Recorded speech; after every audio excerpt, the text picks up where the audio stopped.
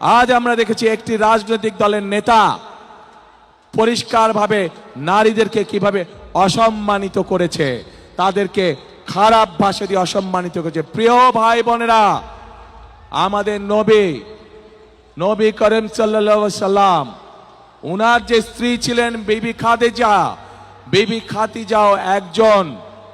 বিবি খাদিজাও ছিলেন একজন কর্মমুখী মহিলা। উনি ছিলেন একজন মহিলা ব্যবসায়ী। আজকে যেই দলটি, যাদের নেতা আজ বাংলাদেশের নারীদেরকে একটি খারাপ কিছুর সাথে তুলনা করেছে, তারা বলে তারা ইসলাম কায়েম করবে, কিন্তু নবী করিম সাল্লাল্লাহু আলাইহি সাল্লামের স্ত্রী পর্যন্ত, উনিও পর্যন্ত একজন ব্যবসায়ী ছিলেন।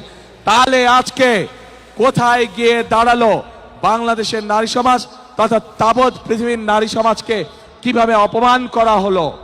যে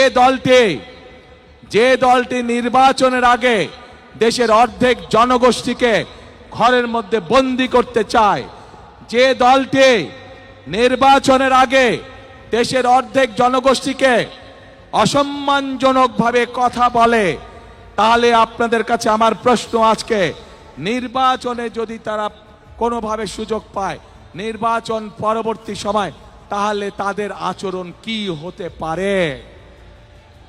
কাজেই প্রিয় ভাই বোনেরা, এরা শুধু নিজের স্বার্থের কথা বোঝে, এরা ধর্মকে ব্যবহার করে নিজেদের স্বার্থ রক্ষা করার জন্য।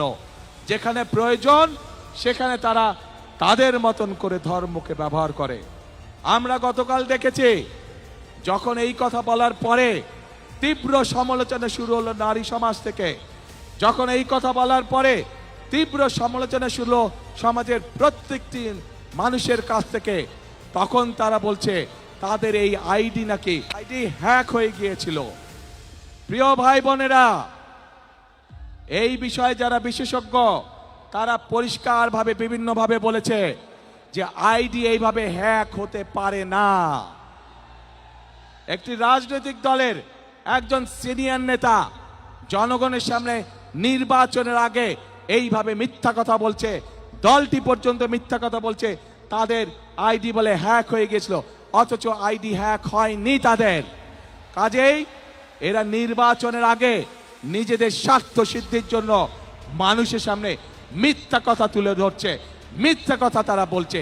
এদের একটাই পরিচয়, এরা মিথ্যাবাদী, এরা নিজেদের প্রয়োজনে নিজেদের স্বার্থেরা মিথ্যা কথা বলে। যারা মিথ্যা কথা বলে, হাজারো লক্ষ কোটি মানুষের সামনে যারা মিথ্যা কথা বলে, যারা বিশেষজ্ঞদের মুখের উপরে মিথ্যা কথা বলে, এরা আর যাই হোক এরা দেশ দরদি হতে পারে না, এরা আর যাই হোক এরা কখনো মানুষের দরদি হতে পারে না, এরা আর যাই হোক এরা কখনো জনদরদি হতে পারে না। এদের দরদ শুধু এদের নিজেদের লক্ষ্যের জন্য, এদের দরদ শুধু এদের নিজেদের উদ্দেশ্যের জন্য।